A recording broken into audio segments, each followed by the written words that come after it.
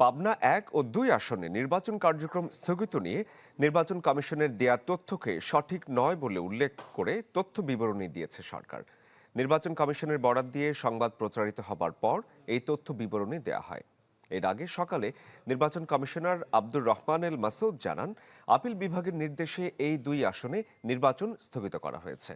Appeal বিভাগ থেকে পরবর্তী কোনো আদেশ না আসা পর্যন্ত এই স্থগিতাদেশ বহাল থাকবে বলেও তিনি জানান। এই সংবাদ বিভিন্ন গণমাধ্যমে প্রচারিত হবার পর কমিশনের জনসংযোগ শাখা থেকে জানানো হয় তথ্যটি সঠিক নয়। তবে সঠিক তথ্যটি কি সেটি জানায়নি নির্বাচন কমিশন। দর্শক, পাবনার ২টি আসনে নির্বাচন স্থগিতের প্রতিক্রিয়ায় সেখানকার ভোটাররা কি বলছেন সেই খবর আপনাদের জানাতে চাই। আমাদের সহকর্মী শাহিন রহমান আমাদের সাথে যুক্ত হয়েছেন। শাহিন, নিশ্চয়ই এলাকার ভোটারদের সাথে আপনার কথা হয়েছে।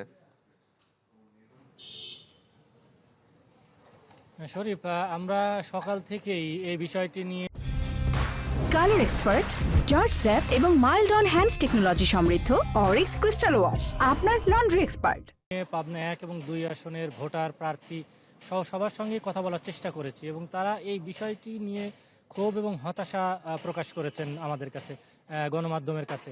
আমরা তাদের সঙ্গে কথা বলে তাদের যে প্রত্যাশা ছিল যে দীর্ঘ এতগুলো বছর পর তারা একটি সুষ্ঠু এবং উৎসবমুখর ভোটের যে প্রত্যাশায় মুখিয়ে রয়েছেন, সেই জায়গাটিতে কিন্তু যে জটিলতা তৈরি হয়েছে সেটি নিয়ে কিন্তু তারা খুবই হতাশা ব্যক্ত করেছেন এবং তারা বলছেন যে নির্বাচনের এই আগ মুহূর্তে এসে, নির্বাচনী যে মুহূর্তে প্রচারণা শুরু হবে সেই মুহূর্তে এসে যে জটিলতাটা তৈরি হলো, নির্বাচন কমিশন থেকে যে স্থগিতের ঘোষণা দেওয়া হয়েছিল সকালে, সেটি নিয়ে তারা কিন্তু খুবই হতাশা ব্যক্ত করেছেন। তারা বলছেন যে সবাই ভোটের জন্য মুখিয়ে আছেন, তারা ভোট দেবেন এবং ইতিমধ্যে নির্বাচনী যে কার্যক্রম সেটি চলছে এবং প্রার্থী যারা রয়েছেন তারা তাদের যে মনোনয়নপত্র দাখিল করেছেন, বাছাই সম্পন্ন হয়েছে এবং কিছুদিন পরে হয়তো প্রচারণা শুরু হবে। তো এমন একটি মুহূর্তে এসে সীমানা জটিলতা নিয়ে যেটি স্থগিতের যে ঘটনাটি ঘটলো সেটি আসলে প্রত্যাশিত নয় সবার কাছে এবং ভোটাররা চাচ্ছেন যে যত দ্রুত সম্ভব এই জটিলতাটা নিরসন করে যেন ভোটের সুষ্ঠু পরিবেশ নিশ্চিত করা হয়।